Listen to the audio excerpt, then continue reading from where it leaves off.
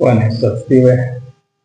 Ninamshukuru Mungu kwa neema ambayo Mungu amenipa tena kushirikiana na wewe, ikiwa leo ni siku yetu ya tatu au ni kipindi cha tatu cha kuendelea na mfululizo wa mafundisho yetu, na tukitafakari habari ya athari ya viti vya enzi vya miungu.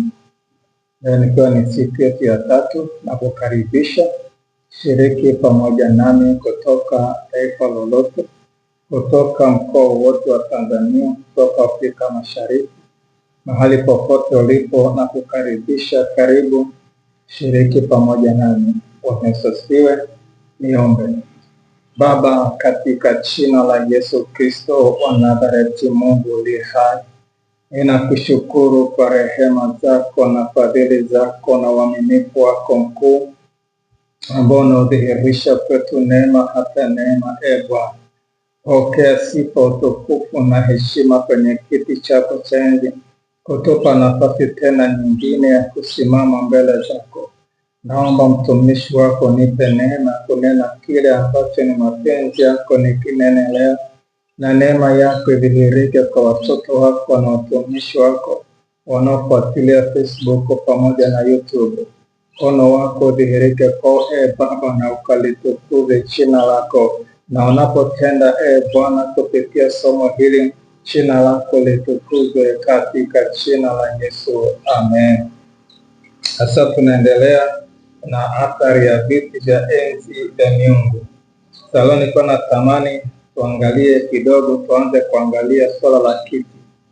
Kiti ni nini?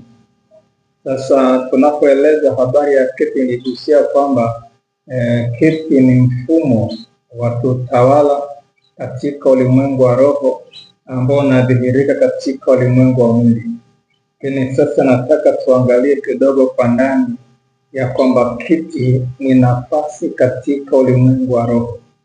Nafasi katika ulimwengu wa roho ambayo inampa mtu kutawala kutoka rohoni ikadhihirika hapa.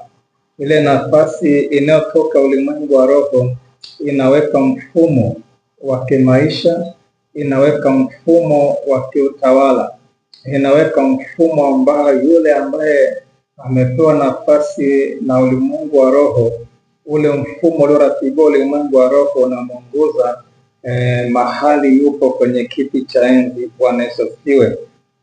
Tuangalia habari za Daudi leo. Tuangalia kitabu kile cha Matendo ya Mitume, Matendo ya Mitume 13 na mstari ule wa 3. Matendo ya Mitume 13 na mstari wa 36. Samani ni Matendo ya Mitume 13 na mstari wa 36. Kwa maana Daudi akiisha kulitumikia shauri la Mungu katika kizazi chake, akawekwa pamoja na baba zake, akaona uharibifu. Sasa hizi ni habari za mtumishi wa Mungu Daudi. Anasema kwa maana Daudi akiisha kulitumikia shauri la Mungu katika kizazi chake, alilala, akawekwa pamoja na baba zake, akaona uharibifu. Sasa twende angalia kitabu kile cha Zaburi, kitabu kile cha Zaburi ya 89, Zaburi 89 na mstari ule wa 20. Nitasoma hapo mstari kadhaa. Zaburi ya 89 mstari wa 20, nitasoma hata mstari ule wa 29. Zaburi 89 mstari wa 20 mpaka wa 29. Biblia imeandika hivi: nimemwona Daudi mtumishi wangu, nimempaka mafuta yangu matakatifu, ambaye mkono wangu utakuwa thabiti kwake, na mkono wangu utamtia nguvu. Adui hatamwonea, wala mwana wa uovu hatamtesa, bali nitawaponda watesi wake mbele zake, nitawapiga wanaomchukia. Uaminifu wangu na fadhili zangu atakuwa nazo, na kwa jina langu pembe yake itatukuka. Nitaweka mkono wake juu ya bahari, na mkono wake wa kuume juu ya mito, naye ataniita we baba yangu, Mungu wangu na mwamba wa wokovu wangu, nami nitamjalia kuwa mzaliwa wangu wa kwanza, kuwa juu sana kuliko wafalme wa dunia. Hata milele nitamwekea fadhili zangu, na agano langu litafanyika amini kwake. Wazao wake nao nitawadumisha milele, na kiti chake cha enzi kama siku za mbingu. Mkazo uko kwenye Zaburi 89:29. Wazao wake nitawadumisha milele, na kiti chake cha enzi kama siku za mbingu. Bwana Yesu asifiwe. Sasa tunaona Daudi alikuwa ni mfalme katika taifa la Israeli. Alikuwa ni mwanasiasa kama wanasiasa wengine. Alipata nafasi ya kumiliki pale, na alipata kufanya kazi kama rais wa nchi, na alikuwa ni mfalme wa nchi. Lakini sasa tunaona kwenye kitabu kile cha Matendo ya Mitume, neno la Mungu linasema akiisha kulitumikia shauri la Bwana akalala. Kwa hiyo na huko tunaona Mungu anasema na kiti chake cha enzi atakidumisha milele. Kwa Daudi alikuwa ni mfalme wa taifa la Israeli. Daudi alikuwa na kiti cha enzi, na kile kiti cha enzi ni Mungu alikisimika au ni Mungu alikiweka, akampa kiti chake. Daudi akakaa akiwa kwenye kile kiti. Bwana Yesu asifiwe. Sasa ndani ya kile kiti cha enzi ambacho Mungu alikisimika, Daudi akakaa. Alipokaa kwenye kiti akalitumikia shauri la Mungu.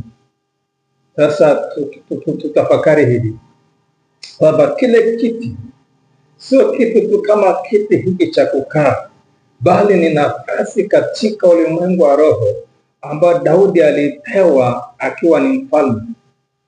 Sasa na ile nafasi ni Mungu alimpa kwamba nakupa nafasi, lakini kwenye hii nafasi wewe utakuwa ni mfalme, lakini ndani ya wewe mfalme utatumikia shauri langu, au kwa lugha nyingine utatumikia kusudi langu.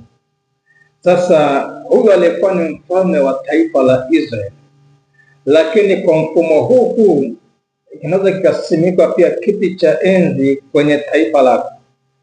Sababu tumeona jana yule mnyama akapewa kiti cha enzi, na yule joka na uweza Mungu akapewa uwezo juu ya taifa, kabila, lugha na jamaa. Sasa akapewa kufanya vita na watakatifu. Kwa hiyo katika ulimwengu wa roho kuna viti viwili. Mungu ana kiti, lakini shetani naye ana viti vyake vya enzi.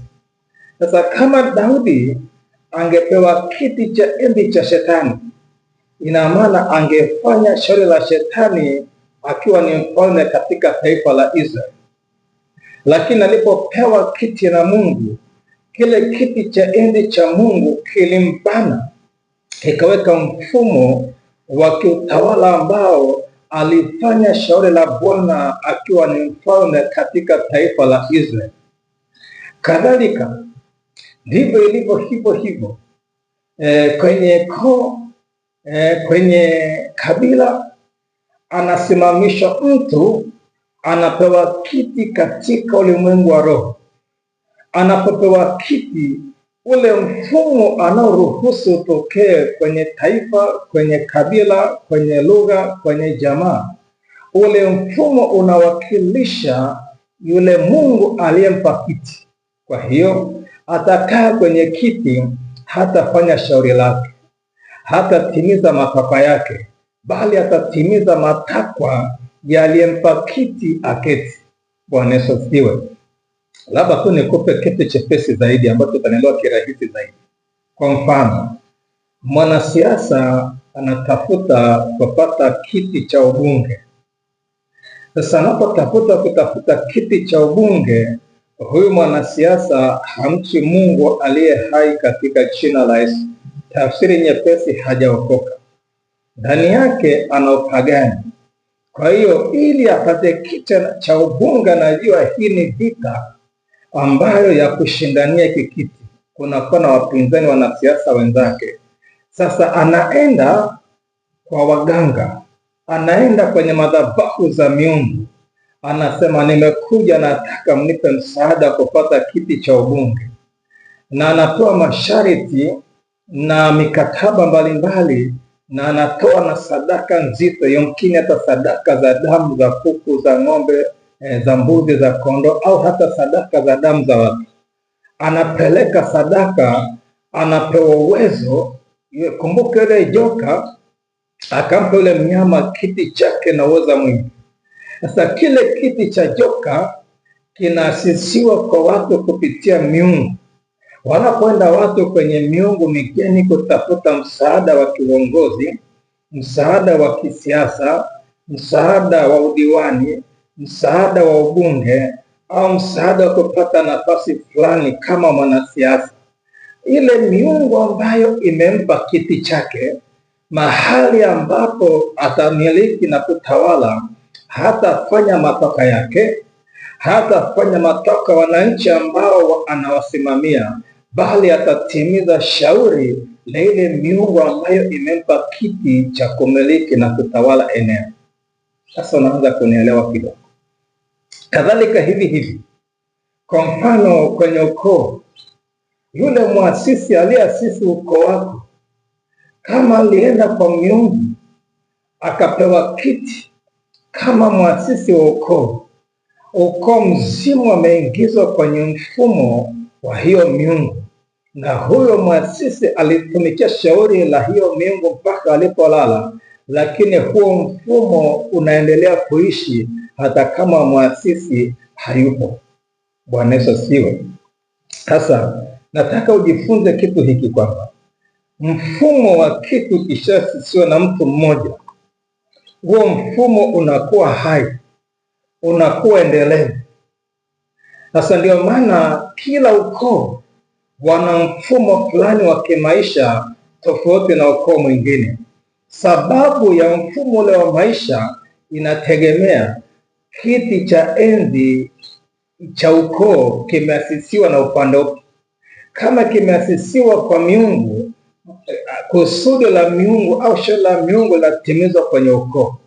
Lakini kama kiti cha ukoo kimeasisiwa kwa Mungu aliye hai, shauri la Mungu aliye hai linatimizwa ndani ya ukoo kupitia kiti ambacho kipo ndani ya ukoo. Bwana Yesu asifiwe. Sasa mpaka hapa unaanza kupata picha. Sasa wewe ni Mchaga, unaitwa Masawe. Ile tu kuwa Mchaga kuna kiti cha Kichaga, lakini ile kuitwa Masawe, huyo Masawe ni mtu ana kiti amekisimika kwenye ukoo kina Masawe. Sasa ndani ya ukoo kina Masawe kuna familia, kuna mambo kadha wa kadha. Sasa kuna vitu ambavyo vinakamata jamaa zima, ni kwa sababu kuna kiti kimeasisiwa kwenye jamaa. Sasa hiki kiti kazi yake ni kuachilia mfumo wa maisha, lakini ndani ya ukoo kama kuna watakatifu wanamwabudu Mungu aliye hai kinyume na mfumo wa kiti, hao watakatifu wanavita siku zote kama Antipa. Sasa tumeona jana yule alipopewa kile kiti, yule mnyama alipopewa kile kiti, alipewa uweza mwingi na akapewa jukumu la kupambana na watakatifu. Biblia nasema hivi, rudi kwenye Ufunuo Yohana 13:2. Na yule mnyama niliyemwona alikuwa mfano wa chui, na miguu yake ilikuwa kama miguu ya dubu, na kinywa chake kama kinywa cha simba. Yule joka akampa nguvu zake na kiti chake cha enzi na uwezo mwingi. Sasa ni kitu ambacho tumekisoma jana. Ni kitu ambacho tumekisoma, nataka rudi mstari wa 7. Tunasema hivi, naye akapewa kufanya vita na watakatifu na kuwashinda. Akapewa uwezo juu ya kila kabila na jamaa na lugha na taifa. Sasa hiki kiti cha shetani, yule mnyama uliomuona ni roho katika ulimwengu wa roho, lakini ile roho inapokuja upande huu haiwezi katembea yenyewe kama roho, lazima ipate mwili, na huo mwili iutumie ili kutimiza matakwa ya kiti katika kufanya vita na watakatifu, lakini kukamata kabila, jamaa, lugha na taifa.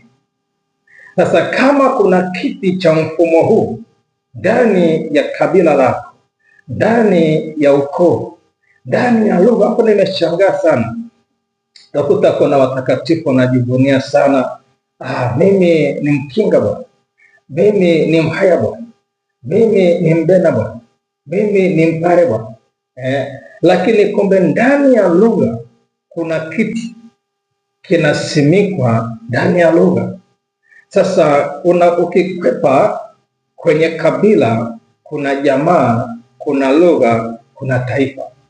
Sasa Mungu ametupa maarifa ili tupate kutafakari, ili tutafute na kuona ni namna gani tumepata athari ya viti vya enzi vya miungu migeni ndani ya taifa, ndani ya lugha, ndani ya jamaa na ndani ya kabila, kwamba hiki kiti ni nafasi katika ulimwengu wa roho, na hiyo nafasi inatengeneza mfumo wa maisha.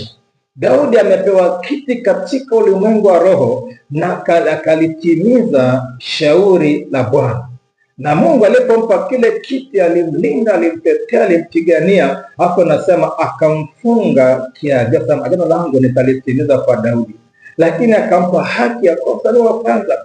Kwa hiyo ili kiti kisimikwe, kuna mchakato mpana ambao unatumika kusimika kiti ndani ya lugha, ndani ya jamaa, ndani ya kabila na ndani ya taifa. Sasa leo tumeangalia kwamba ni nafasi, pointi yake ya msingi, kiti ni nafasi katika ulimwengu wa roho inayotengeneza mfumo wa maisha kwenye ile eneo ambapo kiti kimepewa kumiliki. Bwana Yesu asifiwe. Mpaka hapa ufuatiliaji wangu, kuna kitu umekipata hapa, nami natamani tuanze maombi ya toba juu ya viti ambavyo vimesimikwa mahali ambapo popote ulipo kwenye taifa lolote. Kuna vitu naona kabisa haviendi. Umeomba, umekemea, umefunga, umefanya mambo kadha wa kadha. Vita ya kiti tunatembea, tunashughulikia athari kutokana na ufunuo, lakini nafasi katika ulimwengu wa roho. Si masomo mepesi sana, si masomo Mungu anampa kila mtu. Mungu amenipa neema ya kukaa darasani juu ya hili somo zaidi ya miaka 15. Nimetembea na Mungu, nikajifunza kutoka makabila mbalimbali, nikajifunza kutoka kwenye mataifa tofauti, namna ambavyo kwenye mataifa kunavyosimikwa viti, lakini nimejifunza kutoka kwenye koo mbalimbali.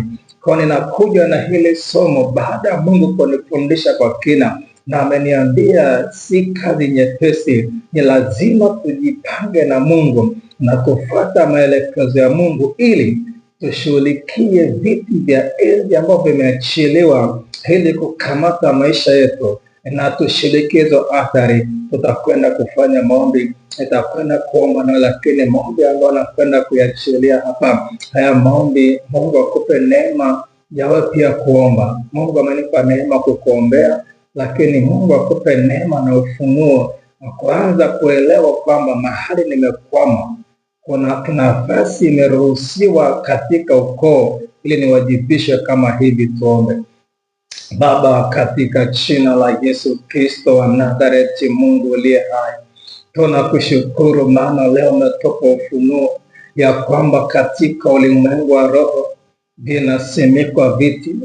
Vinaposimikwa viti vinatengeneza nafasi, na hiyo nafasi anapewa mtu katika ulimwengu wa mwili, anatumikia shauri la kile kiti ambacho kimesimikwa katika ulimwengu wa roho. Na tazama, kile kiti cha yule joka kilipewa maelekezo ya kufanya vita, na watakatifu kufanya vita, ikapewa uwezo juu ya taifa, juu ya kabila, jamaa na lugha. Nasi tumetambua kwamba katikati ya lugha, katikati ya jamaa na katikati ya kabila zetu kuna mifumo ambayo imetubana kimaisha, wako watumishi wako tunautafuta uso wako, lakini kuna vita zimesimama zinatubana, nasi tunatamani kuona hatua nyingine, tunatamani kwenda utukufu mwingine, lakini kumbe kuna viti vimesimikwa na waliokaa kwenye hivyo viti wanatumikia mashauri ya miungu migeni. Baba, anasimama kwa toba kwa ajili ya watoto wako ambao wanafuatilia mafundisho haya, na kwa kweli kupitia somo la leo wameanza kuona kile ambacho nataka wakione. Nami nasimama palipobomoka kwenye nafasi ya ukuhani ulionipa, Bwana amesema ukatafuta sana palipobomoka. Inasimama mbele zako Mungu mahali palipobomoka kwa ajili ya watoto wako kutoka mataifa mbalimbali, kwa ajili ya watoto wako kutoka kabila mbalimbali, kwa ajili ya watoto kutoka koo mbalimbali na lugha mbalimbali. Inasema mbele zako palipobomoka, nikiomba toba, nikiomba rehema. Ninaomba toba, ninaomba msamaha Bwana juu ya kila uovu na kila mifumo ya udhalimu ambayo imeratibiwa na koo, ambayo imeratibiwa na kabila, ambayo imeratibiwa inatenda kazi katika ulimwengu wa roho, na uharibifu wake umeonekana kwa jinsi ya mwili, katika jina la Yesu Kristo wa Nazareti, Mungu aliye hai. Baba, ninaomba toba, Baba, ninaomba rehema juu ya kila taifa ambako wanakaa watoto wako ndani yake, na hiyo mifumo imekamata hatima zao. Kuna vitu wanatamani wasimame, ile vita ya kufanya vita na watakatifu, ile kiti kinafanya vita na watoto wako watakatifu, na kuna mifumo ya maisha imeachiliwa, imezuia kukutumikia, imezuia kupiga hatua, imezuia kuona utukufu wako. Nami nasema palipobomoka, Mungu, katika siku hii ya leo, katika jina la Yesu nasimama na damu ya Yesu. Hiyo damu ya Yesu ikanene mema, Bwana, ndio huo mfumo wa miungu, hiyo mifumo ya viti vya enzi ambao ina kontrol maisha yao, hiyo mifumo na iachilia damu ya Yesu. Neno lake nasema wakamshia damu na kondoo, na kwa neno la ushuhuda wao na amani nasimama na damu ya Yesu, nikiomba toba juu ya kila mifumo ambayo imekamata watumishi wako wanatamani kutumikia. Hiyo mifumo imewabana kwenye kona tofauti. Inasema palipobomoka mbele ya madhabahu yako, nikiomba toba, nikiomba rehema juu ya athari ya viti vya enzi ambayo imeshikilia wafuatiliaji ambao wanafuatilia mafundisho haya. Inasimama na damu ya Yesu. Hiyo damu ya Yesu ikanene mema kinyume na mifumo yote. Hiyo damu ya Yesu ikanene mema kinyume na uovu wote. Damu ikanene mema kinyume na kila ambacho kimewashikilia, katika jina la Yesu na kwa damu ya Yesu. Mungu ni Mungu mwaminifu. Uaminifu wako Mungu ni ngao na kigao. Uliyenipa nafasi katika majira kwenye kizazi changu, naomba ile nafasi ulionipa mbele zako Bwana, ukajidhihirishe Bwana kwa watumishi wako katika nchi mbalimbali. Ufuatilia Bwana masomo na maombi haya, hata wale ambao watashare kwenye magrupu wako ambao wameshare Baba ujumbe kwenye magrupu, wanaposhare kila atakayesikia ujumbe huu Baba, nasimama mbele zako nikiomba hii neema uliachilia juu yangu ikashughulikia athari ya viti vya enzi ambao vinamwajibisha, katika jina la Yesu, kwa damu ya Yesu, amen. Mungu wangu akubariki. Unafuatilia Facebook, unaweza kulike, unaweza kucomment, lakini unaweza kushare. Unaposhare unasupport huduma yangu, kwamba kwenye akaunti yako ya Facebook watu wengi watapata, marafiki zako wengi ambao wako kwenye akaunti yako wataweza kufuatilia mafundisho haya. Lakini uliyako YouTube, unafuatilia YouTube, kumbuka kulike, kumbuka kusubscribe, lakini ukiweza kushare kwa rafiki zako ambao unawapenda na unatamani tu wapate, unaweza ukashare Facebook, unaweza ukashare kwenye magrupu ya maombi, na Mungu atatukuzwa sana kupitia utumishi wako. Mungu wangu awabariki. Amen.